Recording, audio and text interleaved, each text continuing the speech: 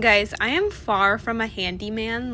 I am not good at assembling furniture, but putting this desk together was surprisingly easy. The instructions were super clear, digestible, and I had zero issues.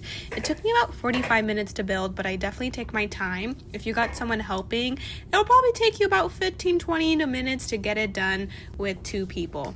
And once it's built, this thing is solid, really sturdy, no shaking when I type. The motor is super quiet, and I love how smooth it moves. It easily holds my monitor, laptop, even my coffee, and it still feels spacious.